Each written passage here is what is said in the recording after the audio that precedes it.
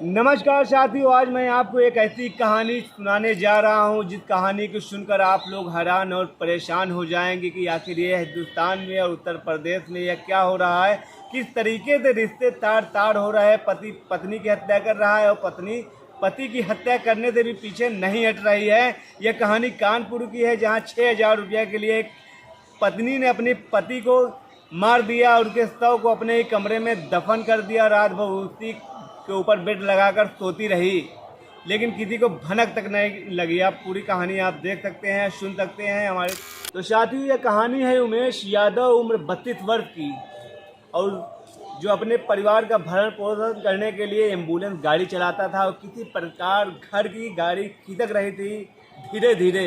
लेकिन पत्नी की लालसा इतनी ज़्यादा बढ़ गई, उसकी ज़रूरतें इतनी ज़्यादा थी कि वह पत्नी की ज़रूरतों को पूरा करने के लिए पर्याप्त पैसा नहीं कमा पा रहा था।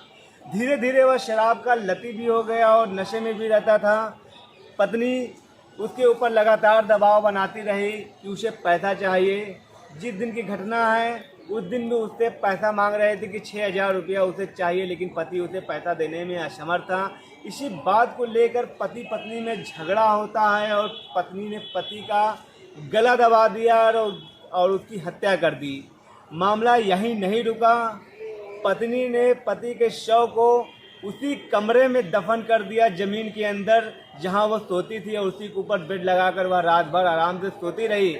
जब उसके पिता मथुरा प्रसाद को जानकारी मिली कि उसका पुत्र 2 दिन से दिखाई नहीं दे रहा, तो आसपास खोजने लगा और जाकर वहां पर पता करने का प्रयास किया जहां एम्बुलेंस गाड़ी चलाता था। लेकिन जानकारी मिली कि वह वहाँ पे नहीं आ रहा 2 दिन से। यह सिलसिला लगातार चल रहा था। पुलिस की इसकी जानकारी दिया गया। पुलिस को जब यह सूचना मिली तो पुलिस भी तफ्तीश में जुट गई, आसपास खोजने का प्रयास किया, लेकिन कोई सुराग नहीं मिल पा रहा था। उसकी बच्ची थी 6 साल की रिया और 3 साल का उत्कर्ष। उससे जब पुलिस वालों ने जानकारी लिया तो रिया ने बताया कि मम्मी और पापा के बीच किसी बात को झगड़ा हुआ था। मम्मी पापा से 6,000 रुपया पैसा मांग रही थी, जिसके बाद दोनों में जमकर झगड़ा हुआ और उसी के बाद मारपीट तक की नौबत आ गई। तो साथियों, जब पुलिस घर पर पहुंचती है और पत्नी से कड़ाई के साथ पूछताछ करने का प्रयास करती है तो पत्नी टूट जाती है और पूरी कहानी बताती है कि किस प्रकार उसने अपनी पति को हत्या कर उसका शव वही कमरे में दफन कर देती है। हादसे की सूचना मिलते ही आसपास लोगों का हुजूम मिल जाता है और यह कहानी सुनकर लोगों के रोंगटे खड़े हो जाते हैं कि आखिर एक पत्नी मात्र 6,000 रुपये के लिए अपने पति की कैसे हत्या कर सकती है। कि उसके 2 बच्चे भी हैं, वो भी अनाथ हो गए। बच्चों ने बताया कि मम्मी ने उन्हें बिना खाना खिलाए उस दिन घर से बाहर भेज दिया।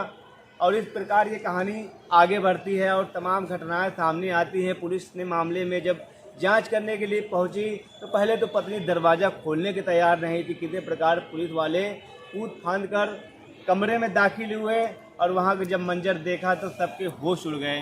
पुलिस ने पिता की तहरीर पर आरोपी पत्नी के खिलाफ मुकदमा दर्ज कर जेल भेज दिया।